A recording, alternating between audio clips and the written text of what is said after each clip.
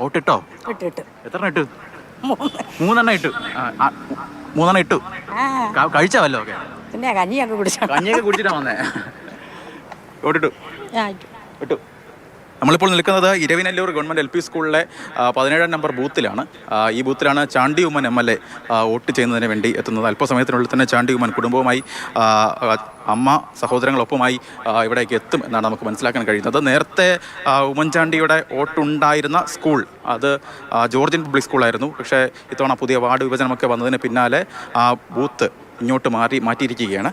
എന്തായാലും അല്പസമയങ്ങൾക്കുള്ളിൽ തന്നെ ചാണ്ടി ഉമ്മൻ ഇവിടേക്ക് വോട്ട് രേഖപ്പെടുത്തുന്നതിന് വേണ്ടി എത്തും. വലിയ തിരക്ക് ഒന്നും തന്നെ ഇല്ല. വിരലെണ്ണാവുന്ന വോട്ടർമാർ മാത്രമാണ് ഇപ്പോൾ ബൂത്തിൽ ക്യൂ നിൽക്കുന്നത്. എന്തായാലും നേരത്തെ നമ്മളുണ്ടായിരുന്ന ചങ്ങനാശ്ശേരി വാഴപ്പള്ളി നഗരസഭയിലെ ഒരു ബൂത്തിലായിരുന്നു. അവിടെ അത്യാവശ്യം തിരക്കുണ്ടായിരുന്നു. പക്ഷേ ഇവിടേക്ക് ഗ്രാമപ്രദേശങ്ങളിലേക്ക് വരുന്ന സമയത്ത് വലിയ തിരക്കില്ല. രാവിലെ ഉണ്ടായിരുന്ന തിരക്ക് മാത്രമാണ് ഉണ്ടായിരുന്നത്. രാവിലെ ഈ ജോലിക്കൊക്കെ പോകുന്ന ആളുകളൊക്കെ തന്നെ ആദ്യഘട്ടത്തിൽ വന്ന് വോട്ട് രേഖപ്പെടുത്തി മടങ്ങിയിട്ടുണ്ട്. എന്തായാലും മറ്റൊരു പ്രധാനപ്പെട്ട കാര്യം, NSS general secretary G. Sukumaran Nair vote രേഖപ്പെടുത്തുന്നതിന് വേണ്ടി വരുമെന്ന് ഇന്നലെയൊക്കെ അറിയിച്ചിട്ടുണ്ടായിരുന്നു. പക്ഷേ അദ്ദേഹത്തിന് ചില ആരോഗ്യ പ്രശ്നങ്ങളൊക്കെ തുടർന്ന് അദ്ദേഹം വോട്ട് രേഖപ്പെടുത്താൻ എത്തില്ല എന്നാണ് നിലവിൽ ഇപ്പോൾ അറിയിച്ചിരിക്കുന്നത്. മറ്റ് ജില്ലയിലെ പ്രധാനപ്പെട്ട VIP വോട്ടർമാരൊക്കെ തന്നെ ഇതിനോടകം തന്നെ വോട്ട് രേഖപ്പെടുത്തി കഴിഞ്ഞു. മാധു. ശരി, ഷിനോ ജസ്റ്റിയാണ് കോട്ടയത്തു നിന്നുള്ള വിവരങ്ങൾ നൽകുന്നത്. 10-16 ലക്ഷം വോട്ടർമാരാണ് കോട്ടയത്ത് ആകെ ഇന്ന് ബൂത്തുകളിലേക്ക് എത്തുന്നത്. നമുക്ക് എറണാകുളത്തേക്ക് പോകാം. എസ് രാഗിൻ വിവരങ്ങളുമായി നമ്മളോടൊപ്പമുണ്ട്. രാഗിൻ, കോൺഗ്രസിന്റെ കോട്ട, UDFന്റെ കോട്ട എന്നുള്ളതൊക്കെയാണ് കഴിഞ്ഞ തവണ അപ്രതീക്ഷിതമായി LDF പിടിച്ചെടുത്ത ഇടമാണ്.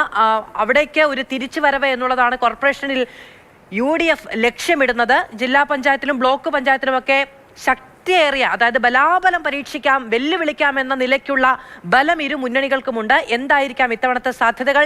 പോളിംഗ് നിരക്കൊക്കെ വലിയ തോതിൽ തന്നെ രേഖപ്പെടുത്തുന്നുണ്ട് എറണാകുളത്ത് ആദ്യ മണിക്കൂറുകളിൽ തന്നെ. തീർച്ചയായും പോളിംഗ് പെർസെൻറ്റേജ് ഇപ്പോൾ 22-ന് മുകളിലേക്ക് പോയിരിക്കുകയാണ്. പോളിംഗ് പെർസെൻറ്റേജ് ഉയരും എന്ന ഒരു പ്രതീക്ഷയാണ് രാഷ്ട്രീയ പാർട്ടികളെ സംബന്ധിച്ചിടത്തോളം, മുന്നണികളെ സംബന്ധിച്ചിടത്തോളം ഒക്കെ ഉള്ളത്. മാധു സൂചിപ്പിച്ചത് എന്നതുപോലെ കോൺഗ്രസിനെ സംബന്ധിച്ചിടത്തോളം കോൺഗ്രസ് വിശേഷിപ്പിക്കുന്നവരുടെ പൊന്നാപുരം കോട്ടയെന്നാണ്. പക്ഷേ അപ്പോഴും കൊച്ചി കോർപ്പറേഷൻ കഴിഞ്ഞ തവണ കോൺഗ്രസിന് നഷ്ടമായിരുന്നു.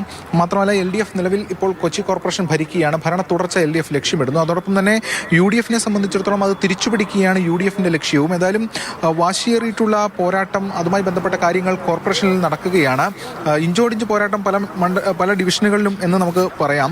ഇതോടൊപ്പം UDFനെ സംബന്ധിച്ചിടത്തോളം അവർ വിമതശല്യവും ഒക്കെ ഉണ്ട്.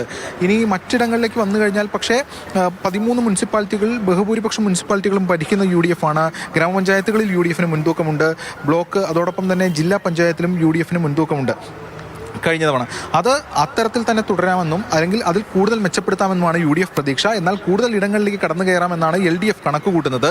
ഇത് ആലുവ മുനിസിപ്പാലിറ്റിയിലെ ഒരു ബൂത്താണ്, സെൻറ്റ് ഫ്രാൻസിസ് സ്കൂളിലെ ബൂത്താണ്. ആലുവ കഴിഞ്ഞ തവണയും അല്ലെങ്കിൽ കഴിഞ്ഞ ഈ തവണയും ഒക്കെ തന്നെ UDF ആണ് ഇപ്പോൾ നിലവിൽ ഭരിക്കുന്നത്. LDF അവിടെ ഇത്തവണ കുറച്ച് നേട്ടം പ്രതീക്ഷിക്കുകയും ചെയ്യുന്നു. UDFനെ സംബന്ധിച്ചിടത്തോളം ഭരണ തുടർച്ചയും ലക്ഷ്യമിടുന്നു.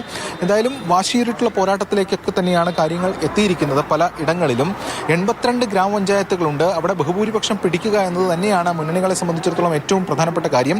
എന്നാൽ നേരത്തെ സൂചിപ്പിച്ചതുപോലെ UDFന് പൊതുവെ മേൽക്കൈയുള്ള ഒരു ജില്ല കൂടിയാണ് എറണാകുളം. അതിൻ്റെ ഒരു അഡ്വാൻറ്റേജ് ഇത്തവണ ഉണ്ടാകുമെന്നാണ് UDF കണക്ക് കൂട്ടുന്നത്. മാത്രമല്ല എറണാകുളത്ത് നേട്ടമുണ്ടായില്ലെങ്കിൽ പിന്നെ എവിടെ എന്ന ചോദ്യവും ആണ് UDF മുന്നോട്ട്. അതുകൊണ്ട് എറണാകുളത്ത് വലിയ മുന്നേറ്റം UDF പ്രതീക്ഷിക്കുകയാണ്. സംസ്ഥാനത്താകെ അത്തരത്തിൽ ഇന്ന് VD സതീശൻ, പ്രതിപക്ഷ നേതാവ്, പറവൂരിൽ വോട്ട് ചെയ്ത ശേഷം പറഞ്ഞത് ഐതിഹാസിക വിജയം ഇപ്രാവശ്യം UDFന് സംസ്ഥാനത്താകെ ഉണ്ടാകുമെന്നാണ്. അത് ഏറ്റവും പ്രധാനമായും UDF ലക്ഷ്യം വയ്ക്കുന്നതും എറണാകുളം തന്നെയാണ്. കൊച്ചി കോർപ്പറേഷൻ ഉൾപ്പെടെ കൈപ്പിടിയിലൊതുക്കാം എന്നാണ് UDFന്റെ പ്രതീക്ഷയും. എന്തായാലും വാശിയേറിയ പോരാട്ടമാണ്. പല ബൂത്തുകളിലും രാവിലെ നല്ല തിരക്കുണ്ടായിരുന്നു. നല്ല തിരക്ക് രാവിലെ കണ്ടിരുന്നു. പക്ഷേ കൊച്ചിയിലെ സ്ഥിതിവിശേഷങ്ങൾ അങ്ങനെയാണ്. രാവിലെ എത്തി വോട്ട് ചെയ്ത് പലരും ജോലിക്കൊക്കെ പോകും. അതിനുശേഷം വൈകിട്ട് തിരക്ക് കൂടും. ഈ ഉച്ച സമയം 11, 12, 1 മണിയൊക്കെ തിരക്ക് കുറവുള്ള സമയമായിരിക്കും. വീട്ടമ്മമാരൊക്കെ കൂടുതലായിട്ട് ഒരു 2 മണിയോട് കൂടിയൊക്കെ കൂടുതലായിട്ട് വാശിയേറിയ പോരാട്ടം നടക്കുന്ന കൊച്ചിയിലെ വിശേഷങ്ങളാണ് രാഗിൻ പങ്കുവച്ചത്. നമ്മൾ